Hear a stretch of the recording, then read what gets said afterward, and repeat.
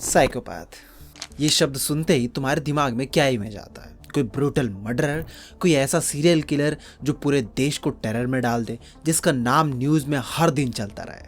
हाँ, हम सबके दिमाग में वही आता है और फिर हम सोचते हैं कि कैसे हो सकता है कि कोई इंसान इतना ब्रूटल है। उनके दिमाग में आखिर ऐसा चलता क्या है, और सबसे बड़ी बात, वो कैसे बिना गिल्ट के ये सब कर पाते हैं। लेकिन रुको, यहीं पे ट्विस्ट है। साइकोपैथ हमेशा मर्डरर नहीं होता। एक साइकोपैथ के ट्रेट्स हम अपने आसपास के लोगों में भी देख सकते हैं। वो लोग कभी किसी को नहीं मारते, पर अपने फायदे के लिए किसी की जिंदगी बर्बाद करने में थोड़ा भी नहीं सोचते।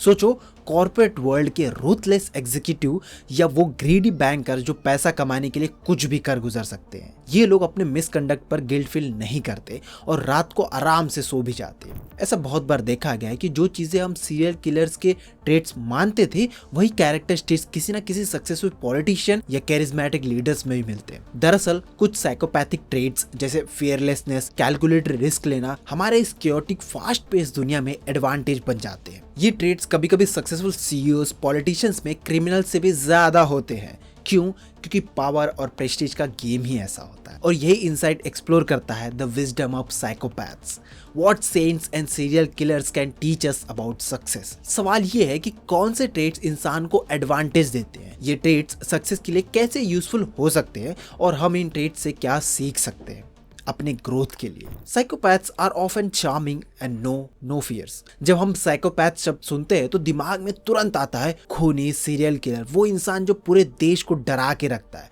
जब तक पकड़ा नहीं जाता। लेकिन रियलिटी कुछ और है। सच ये है कि दुनिया के 1-2% पॉपुलेशन को साइकोपैथ लेबल किया जा सकता है, और उनमें से सब जेल के पीछे नहीं होते हैं, ना ही सब डिजर्व भी करते हैं जेल जाना। तो सवाल ये उठता है, एक इंसान को साइकोपैथ बनाता क्या है? सरफेस पे देखो तो ये लोग काफ़ी इंगेजिंग लगते हैं, चार्मिंग होते हैं और ज़बरदस्त स्पीकर होते हैं। उनकी बातें इतनी कैप्टिवेटिव होती हैं कि आप उनके अंदर छुपी हुई डार्कनेस को देख ही नहीं पाते। ये चार्म ही तो उनका मास्क है जो उनके अंदर छुपी ईविल को छुपा देता है। इसलिए ये कोई सरप्राइज नहीं है कि बहुत सारे साइकोपैथ टॉप पोजीशन पर मिलते हैं, executive, surgeons, professors and Myers.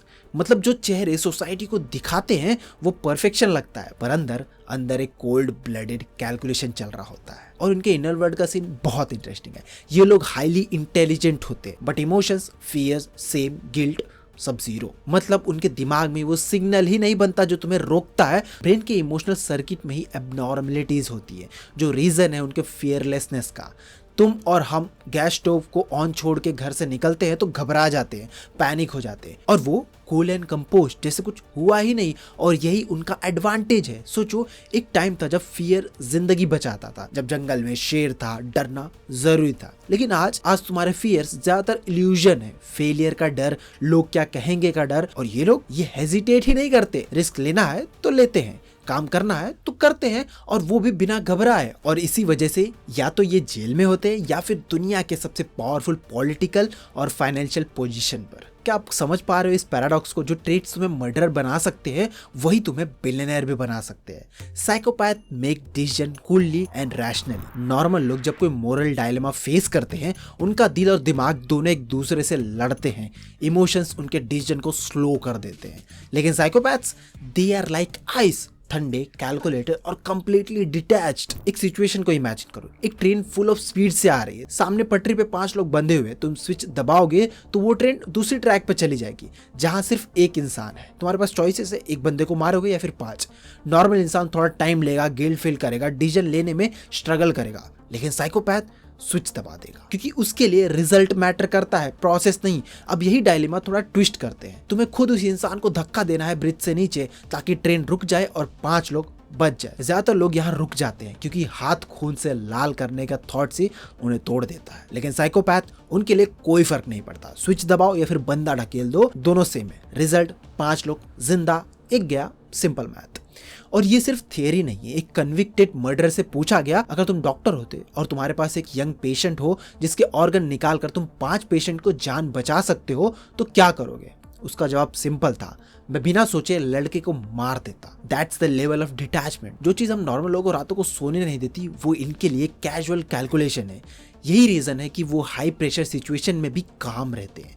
जब हम इमोशंस के जंगल में भटक रहे होते हैं, वो एक्सेल शीट को खोल के नंबर्स को कैलकुलेट कर रहे होते हैं। Psychopath don't just think, they act.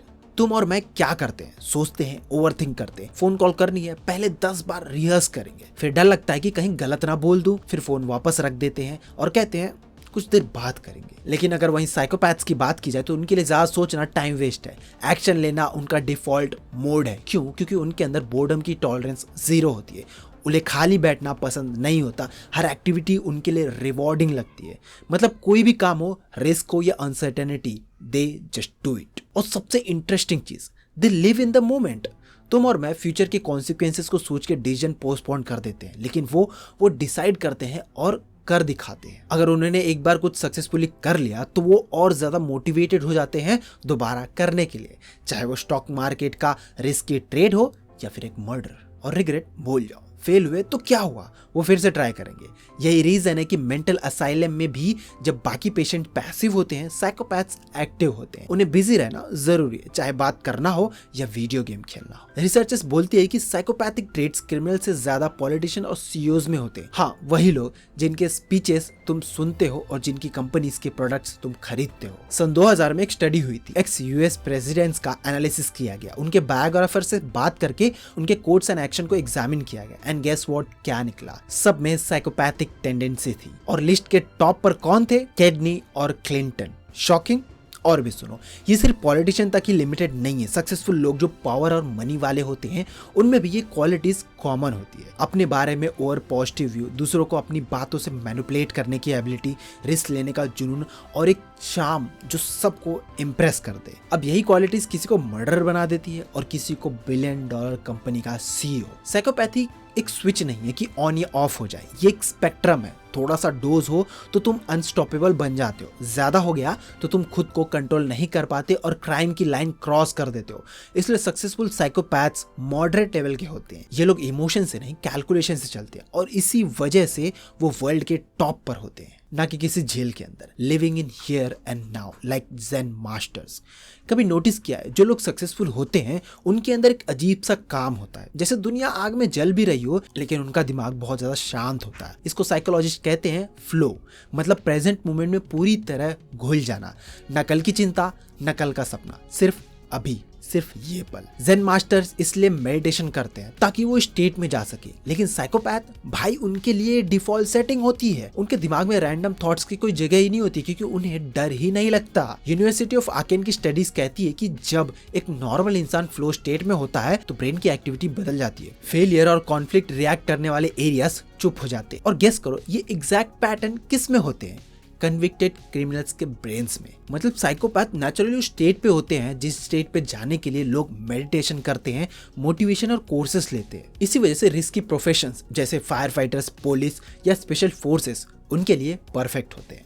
जब हम पैनिक करते हैं ये लोग शांत रहते हैं, जब हम कोलैप्स करते हैं ये फुल पावर पे परफॉर्म करते हैं और यही एबिलिटी उन्हें सक्सेसफुल बनाती है। तुम्हें लगता है सक्सेस सिर्फ इंटेलिजेंस से आती है? नहीं, सक्सेस उनके पास होता है जो मोमेंटम को अपने कब्जे में कर लेते हैं, जो कियोस्क के बीच भी अपने अंदर साइलेंस क्रिएट कर पाते हैं। Acquiring psychopathic traits can be useful for your own advancement। तुम भी अपने अंदर साइकोपैथिक ट्रेट्स डेवलप कर सकते हो और सुनने में जितना डार्क लगता है उतना ही पावरफुल है। क्यों? क्योंकि वो क्वालिटीज जो एक साइकोपैथ को एक किलर बनाती है, वही क्वालिटीज तुम्हें एक किलर परफॉर्मर बना सकती है। फियरलेस होना, डिस्ट्रैक्शन को कट करना, इमोशन को कंट्रोल करना, ये तुम्हारे लिए एक चीट कोड बन जाता है। एंड गेस व्हाट, तुम्हें जन्म से साइकोपैथ होने की जरूरत नहीं है, तुम इसे सीख भी सकते हो। मेडिटेशन एक टूल है। जब तुम मेडिटेट करते हो तो अपने दिमाग को ट्रेन करते हो कि अननेसेसरी थॉट्स को छोड़ो और प्रेजेंट मोमेंट पे लॉक हो जाओ। जब तुम्हारा माइंड लेजर फोकस्ड होता है, डिस्ट्रैक्शन तुम्हें डिस्टर्ब नहीं कर सकते। और सिर्फ यही नहीं, तुम इससे और भी ज्यादा चार्मिंग बन जाते हो। अगर तुम्हें लोगों को इन्फ्लुएंस करने आता है,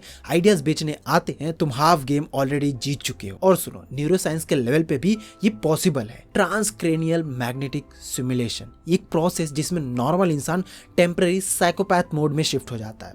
ऑथर ने खुद एक्सपेरिमेंट किया और result confidence boost, zero worry और वायलेंट इमेज देखने के बाद भी डिस्गस्ट फील करने की जगह स्माइल करते हैं। स्कैरी लगता है ना? बट सोचो, अगर तुम्हें वो कॉन्फिडेंट मिल जाए, वो फियरलेसनेस मिल जाए, तो तुम अपनी लाइफ में कितने सारे रिस्क ले पाओगे जो तुम सिर्फ सोचते रह जाते हो। तुम्हें पूरा साइकोपैथ बनने की जरूरत नहीं है, बस उनके कुछ ट्रेट्स को अडेप्ट करने की जरूरत है। थोड़ा फियरलेसनेस, थोड़ा फोकस, थोड़ा चार्म, और तुम्हारा सक्सेस लेवल मल्टीप्लाई होता चला जाएगा। बस ध्यान रहे ओवरडोज मत करना। So this is the video guys, I hope कि आपको वीडियो पसंद आया होगा। मैं मिलता हूँ किसी नए वीडियो में किसी नए टॉपिक के साथ, आपके दिमाग को और भी ज्यादा स्टिमुलस देने के लिए। Till then be happy and stay tuned with the cool mom.